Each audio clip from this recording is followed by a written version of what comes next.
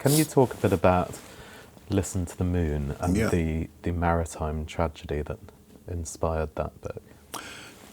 I think it's one of these subjects that I'm very fascinated by, but have very little experience of. Rather like war. I mean, I've travelled on boats. I potter around in boats. I live by a river, so water is there in my life. I go on holiday to the Isles of Scilly every year. So, yes, the sea is there, islands are there, but I've never been a proper sailor. And I think with Listen to the Moon, it started with a place. A lot of my books do start with a place, which has always fascinated me and in some ways horrified me. If you go to the Isles of Scilly, there are literally 50 or 60 little islands around. About 5 of them are now occupied with people, populated. And there's one particular island which is uninhabited, but there's a house on it. And it's a weird house. It's known as the Pest House. It's an island called St. Helens. It's tiny, just a few rocky, pebbly beaches and some bracken. You could walk round it in the space of half an hour. Tiny. Seals on the rocks and lots of gulls. The gulls occupy the islands. You land on this beach in a boat, and there's this ruin of a house, really, gaping windows, and the gulls watching you. From every rock, they'll watch you. This is our island, they're telling you. And they're on the chimney pot, this empty house, this pest house. And what this building was, years and years ago, there's a horrible story behind it, and that is that when the sailing ships were coming in, if they had had some disease on board, and it was very, very catching, they knew perfectly well they couldn't take the ship into Falmouth, into a Portsmouth or into a harbour because they wouldn't be allowed to come in and dock.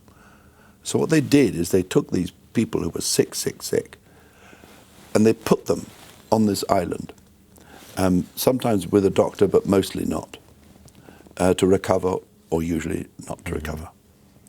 And that's why it was called the Pest House. So it's a place for sick people actually to die. And so it's got a very, very strange atmosphere. And I'd never thought of using it in the story, but I kind of had this notion that one day I would. It sort of settled in my mind. And then, I suppose not long after going to the Scilly, often I went to the south of Ireland to do a book festival at a place called Kinsale. And I discovered that it was just off Kinsale Head that one of the great events, and actually most important events, most people don't realise it, of the First World War took place. Because there was a great and very beautiful ship called the Lusitania, which in 1915 was sailing from New York, I think, to Liverpool, with about 2,000 people on board, mostly civilians, some soldiers. And it was one of these awful happenings, which it should never have happened. The problem was that there was a law of the sea then that you didn't attack a ship that was, if it was carrying munitions, or indeed if it was supplying the UK, then the Germans could sink it. But what you didn't do is to sink passenger ships. The British claimed that the Lusitania was just carrying passengers. The Germans said, no, we know it's carrying arms and ammunition, rifles, bullets. We know this. And they even put an advertisement in a paper in New York before the ship left saying, do not get on board this ship because it is being used by the British for armaments and therefore is a legitimate target for our submarines. No one paid any attention to it.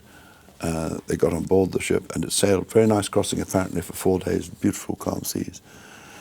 And 12 miles off Kinsale Head, a German submarine spotted the ship and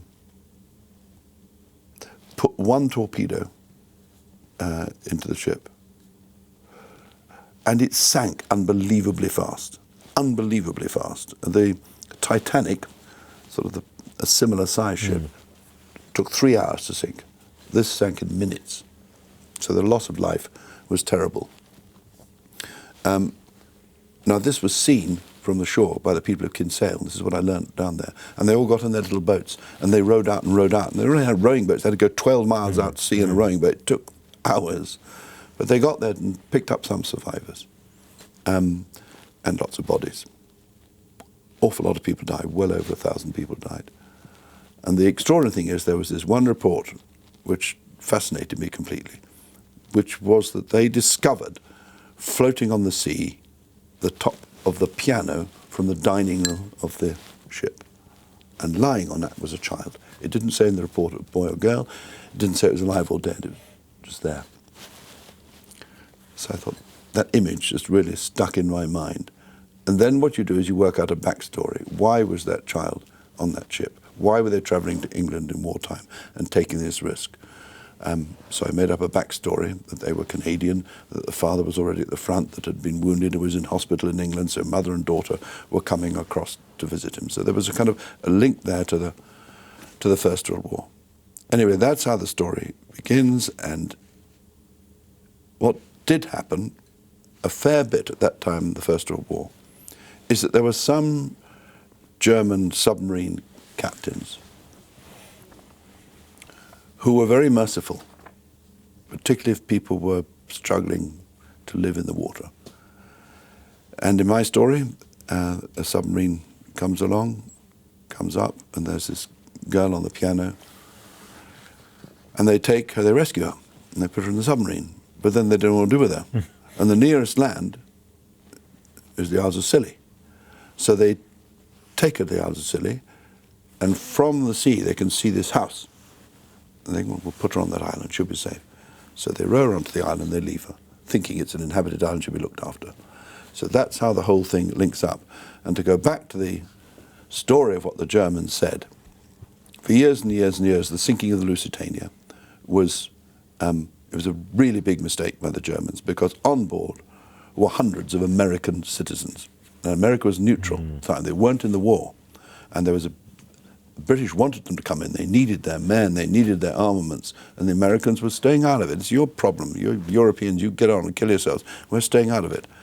But now the Germans had killed hundreds of American citizens.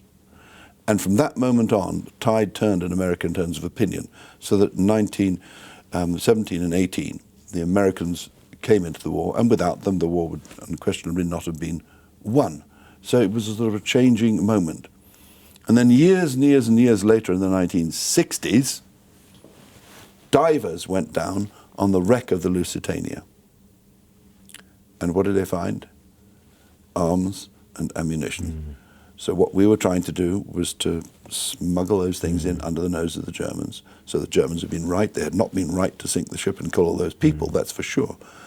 But what they had claimed had been right. So it's just, and I wanted really to... And there are still sealed files about it. There are, sealed yes. governmental files. Yes, there really are. In the national interest. So. Very much so, and well, I know lies are told in war by all sides. That is sort of, I'm afraid, part of the game, the propaganda of war. That's for sure. But it was one of those dreadful, dreadful tragedies, and the people who died on that ship were just, mostly innocent people.